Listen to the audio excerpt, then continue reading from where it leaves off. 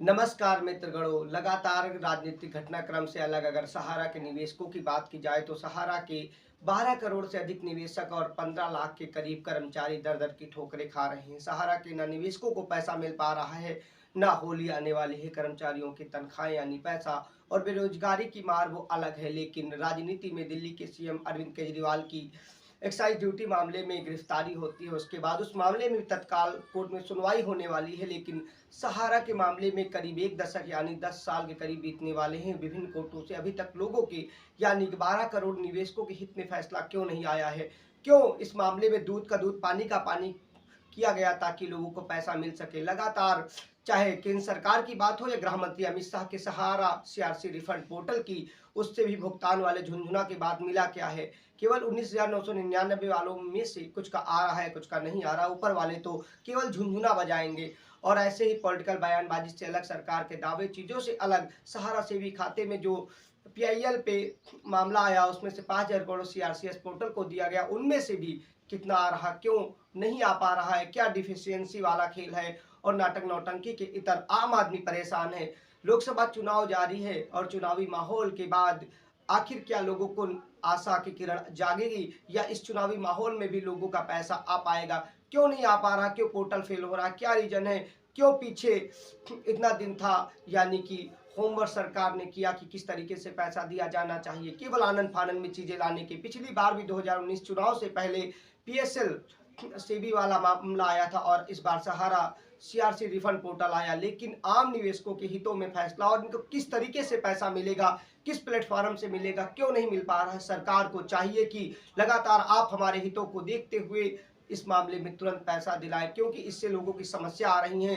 किसी को बेटी की शादी करना है, किसी के बच्चे की पढ़ाई की जरूरत है, किसी को मेडिकल की जरूरत है, किसी को दुकान चलाना है, किसी को कारोबार, किसी की भूखों वाली स्थिति आ चुकी है। लेकिन 12 करोड़ के इस लोकतांत्रिक देश में 12 करोड़ के निवेशकों का हित कब होगा? कब 12 करोड़ से अधिक निवेशक अपने पैसे के लिए जो दर दर ठोकर खाते हुए घनचक्कर की तरह नाच रहे हैं, लोकतंत्र के चारों स्तंभों में एक ना एक हर किसी के अपने अगर कायदे से काम किया होता तो चीजें आ जाती। चाहे विधायिका की बात करें, चाहे कार्यपालिका की बात करें या न्यायपालिका की या फिर मीडिया।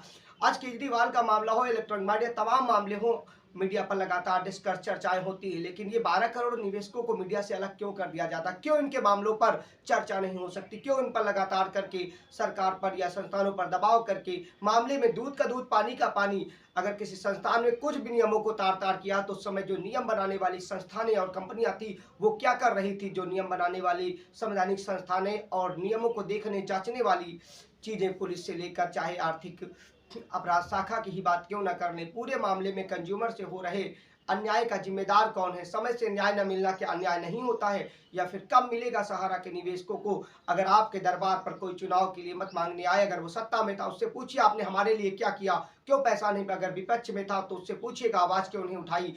हर राज्यों की अपनी अपनी सरकारों के अलग अलग राज्य के फाइनेंशियल कानून होते हैं। अगर राज्य सरकार भी चाहती तो दिला सकती, चाहे बीजेपी हो या कांग्रेस हो या कोई भी पॉलिटिकल दल, चाहे टीएमसी ही हो या आम आदमी पार्टी हो या फिर झारखंड मुक्ति मोर्चा। उन्होंने क्या काम किया आपके पैसे के लिए? क्यों नहीं किया?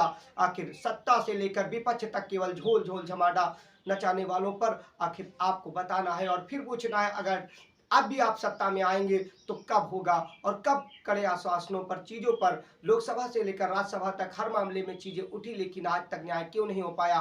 क्यों संविधान में या कोर्ट में इतने लोगों की स्थितियां और जीविका फंसी हुई है, चीजें नाच रही हैं, लोग अपने पैसे के लिए दर दर ठोकर खा रहे हैं? क्यों इस मामले में तत्काल चीजें करके जो भी फैसला हो, कम से कम अब तक एक दशक में तो फैसला हो जाना चाहिए। नहीं हुआ ठीक है, साल 2 साल में कम से कम पूरे मामले को निपटा कर हर निवेशक का पैसा दिया जाना चाहिए।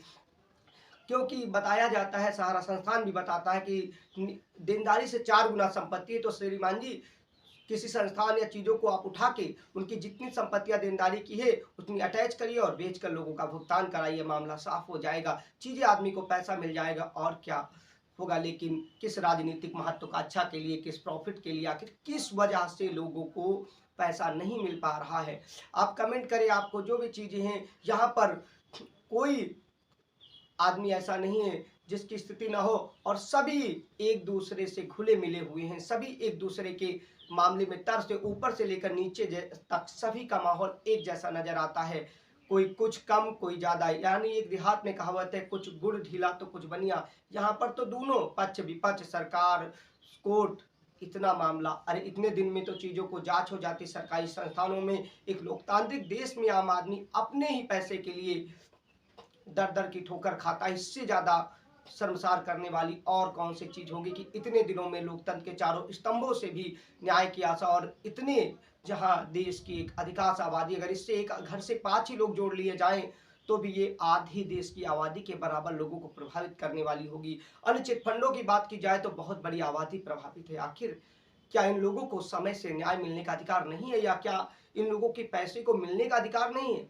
किसी ने किसी भी तरीके से जो भी नियमों को ताक पर रखा, उसकी सजा उस कंपनी को, उस लोगों को और नियम का उल्लंघन करने वालों को मिलना चाहिए, या आम निवेशकों को? क्या बैंकिंग सिस्टम और पैरा बैंकिंग सिस्टम ऐसा ही है? आखिर इस सिस्टम पर वाकई में लोगों को आपको सोचना होगा, विचार करना होगा। जो संस्थान है कम से कम अपने हित के, जिसके पास जो काम आए इन मामलों संबंधी, तो उसे ईमानदारी से अगर किया होता या कर रहा हो तो बहुत जल्दी ये मामला सॉल्व हो जाता, लेकिन नजर नहीं आता है। आखिर वाकई में फिर भी जब जागो तब सवेरा, अब तक जो हुआ भूल जाइए, आगे तो समय से न्याय करिए श्रीमान जी। और आपकी भी कमी है, क्योंकि आप लोग देखते हैं चीजों को, आवाज नहीं उठाते।